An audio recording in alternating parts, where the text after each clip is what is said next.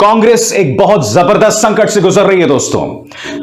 कांग्रेस के अंदर जो बागी गुट है जिसे G23 कहते हैं, उनकी एक बैठक हुई है और वो संदेश दिया जा रहा है गांधी परिवार को कि गांधी परिवार कांग्रेस के अहम पदों से अपने जो वफादार नेता हैं उन्हें तुरंत हटाएं, कि अगर ऐसा नहीं हुआ तो कांग्रेस दो फाड़ हो सकती है। G23 का यह भी मानना है कि इस वक्त अगर कांग्रेस जो है दो फाड़ हो गई तो पार्टी पूरी तरह से बिखर जाएगी। 2024 के लिए भारतीय जनता पार्टी के खिलाफ जो एकमात्र राष्ट्रीय विकल्प है वो खत्म हो जाएगा। क्या गांधी परिवार G23 के नेताओं की बात सुनेगा? कल की इस बैठक में कुछ नए चेहरे शामिल हुए हैं। आपके भूपेंद्र सिंह हुड्डा, शशि थरूर, इसके अलावा मणिशंकर अय्यर, शंकर सिंह वाघेला। ये शशि थरूर जो हैं उन नेताओं में शामिल थे जिन्होंने गांधी परिवार को सबसे पहले खत लिखा था और उसके बाद वो खामोश हो गए थे। दोस्तों, कांग्रेस इस वक्त एक बहुत जबरदस्त संकट में है। अगर अब ये मामला 20 अगस्त तक टल गया है जब पार्टी के संगठनात्मक चुनाव होंगे, यानी कि जब तक अगस्त आएगा, इस साल को खत्म होने में 4 महीने रह जाएंगे दोस्तों, और 4 महीने बाद यानी दिसंबर में गुजरात में चुनाव होने वाले हैं, हिमाचल में चुनाव होने वाले हैं। दूसरी तरफ प्रधानमंत्री नरेंद्र मोदी उत्तर प्रदेश में शानदार जीत दर्ज करने के बाद अगले ही दिन गुजरात में रोड शो शुरू कर देते हैं। जितना ध्यान भारतीय जनता पार्टी चुनावों पर देती है, अगर उतना ही ध्यान इन्होंने देश चलाने को दिया होता तो देश आज कहीं और होता। मगर कि जहां तक चुनाव लड़ने की बात है, भारतीय जनता पार्टी के आसपास कोई नहीं है। G23 की इस बैठक में यह कहा गया है कि सामूहिक जिम्मेदारी जो है वो पार्टी में लाई जाए। ऐसा नहीं होना चाहिए कि जब हार की बात आई तो क्षेत्रीय नेताओं पर उसका ठीकरा फोड़ दिया जाता है और केंद्रीय आला कमान पर कभी भी उसका ठीकरा नहीं फोड़ा जाता है। कपिल सिब्बल, ये सबकी कांग्रेस है, घर की कांग्रेस नहीं है। और जब वो घर की कांग्रेस की बात कर रहे हैं तो वो ये तंज जो है किसी और पर नहीं बल्कि गांधी परिवार पर मार रहे हैं कि कांग्रेस इस वक्त किस तरह से काम कर रही है। और मैं आपको सिर्फ 2 मिसाल दूंगा। सबसे पहले हरियाणा की मिसाल मैं आपको देना चाहता हूं। हरियाणा में दोस्तों सब जानते हैं कि भूपेंद्र सिंह हुड्डा कांग्रेस की तरफ से निर्विवाद सबसे लोकप्रिय नेता हैं। जब हरियाणा के चुनाव हुए थे तो पार्टी का एक बहुत बड़ा धड़ा कह रहा था कि भाई भूपेंद्र सिंह हुड्डा को आप चेहरे के तौर पर पेश करें और चुनाव में उतरें, जम के लड़ें और आप भाजपा को हटा देंगे। चुनाव के नतीजे आए, भाजपा को बहुमत तक नहीं मिला। चुनावों में पार्टी ढंग से लड़ी ही नहीं, कांग्रेस ढंग से लड़ी ही नहीं। क्यों आप जानते हैं? क्योंकि भूपेंद्र सिंह हुड्डा एक तरफ थे और दूसरी तरफ कुमारी शैलजा। कुमारी शैलजा, इन्हें गांधी परिवार बेतहाशा पसंद करता है, मगर सही मायनों में अगर रूट्स का कोई नेता है, ग्रासरूट का कोई नेता है तो वो भूपेंद्र सिंह हुड्डा है। मगर गांधी परिवार ने उन पर एतबार नहीं किया। नतीजा आपके सामने है। सत्ता उनके सामने परात में थी, मगर भारतीय जनता पार्टी जो है उनकी आंखों के नीचे से सत्ता खींच कर ले गई। मध्य प्रदेश की बात करते हैं, वहां पर सत्ता थी, मगर ज्योतिरादित्य सिंधिया और कमलनाथ के बीच में द्वंद्व चल रहा था, लड़ाई चल रही थी। दिग्विजय सिंह भी उसमें शामिल थे। मैं आपसे, अगर राहुल गांधी तीनों को साथ बिठाकर उनकी क्या भूमिकाएं होनी चाहिए उसे परिभाषित करते, उसे डिफाइन करते, तो क्या मध्य प्रदेश से कांग्रेस की सरकार जाती? बिल्कुल नहीं जाती।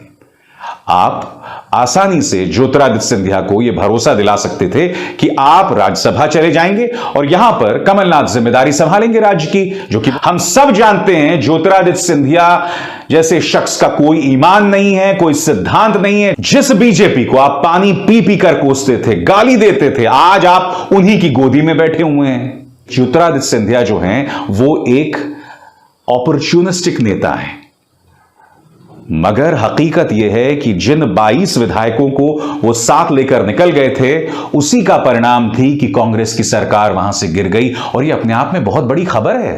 मध्य प्रदेश में एक अरसे बाद आपकी सरकार आई थी और फिर आपके हाथ से सत्ता चली गई।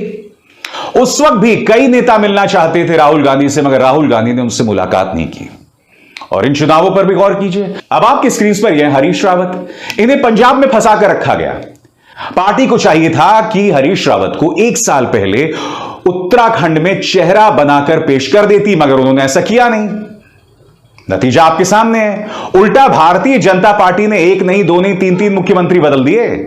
त्रिवेंद्र सिंह रावत के बाद तीरथ रावत, तीरथ रावत के बाद पुष्कर धामी, और पुष्कर धामी भी चुनाव हार गए। मगर भारतीय जनता पार्टी लगातार एक्शन में थी। दूसरी तरफ कांग्रेस को चुनाव लड़ना चाहिए था, सलीके से चुनाव लड़ना चाहिए था। नतीजा आपके सामने है। पंजाब पर गौर कीजिए। पंजाब में नवजोत सिंह सिद्धू जो हैं लगातार पार्टी के लिए मुश्किलें पैदा करते रहे। कैप्टन अमरिंदर सिंह 4 सालों से पार्टी को दो फाड़ करते रहे, ऐसे ऐसे बयानात देते रहे जिससे कांग्रेस को नुकसान पहुंच रहा था। मैं आपसे सवाल पूछना चाहता हूं, पंजाब के अंदर किसानों में मोदी सरकार को लेकर जबरदस्त नाराजगी थी।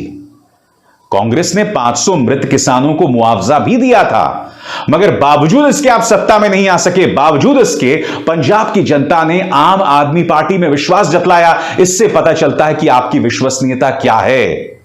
अभी मैंने 2 दिन पहले सोनिया गांधी का बयान पढ़ा, जिसमें उन्होंने कहा कि कैप्टन अमरिंदर सिंह को इतनी जिम्मेदारी देकर, उनकी हर बात पर इतना विश्वास करके मैंने गलती कर दी।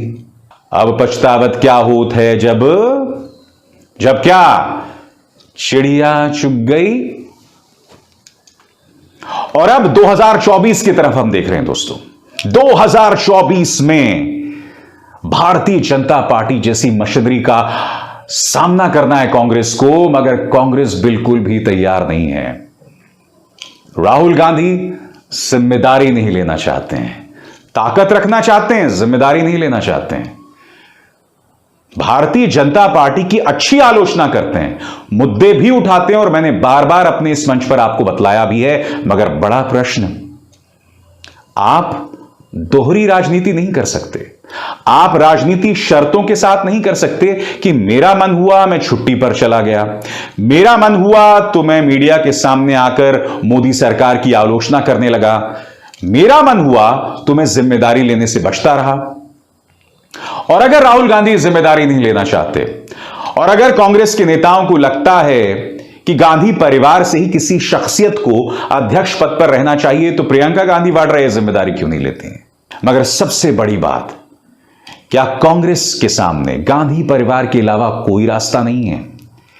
क्या पार्टी के अंदर लोकतांत्रिक तरीके से चुनाव नहीं हो सकता, जिसके जरिए आप एक ऐसा चेहरा सामने लेकर आए जो कि वाकई मोदी सरकार को चुनौती दे?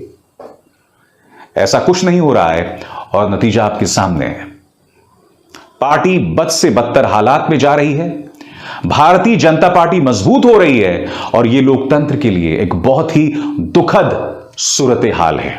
मगर जैसे जैसे आम आदमी पार्टी लगातार बढ़ रही है, जैसे जैसे क्षेत्रीय दल अपनी जोर आजमाइश कर रहे हैं, तमाम राज्यों से धीरे धीरे कांग्रेस खत्म तो हो रही है, अब राष्ट्रीय स्तर पर भी उसके लिए खतरे की घंटी बज गई है।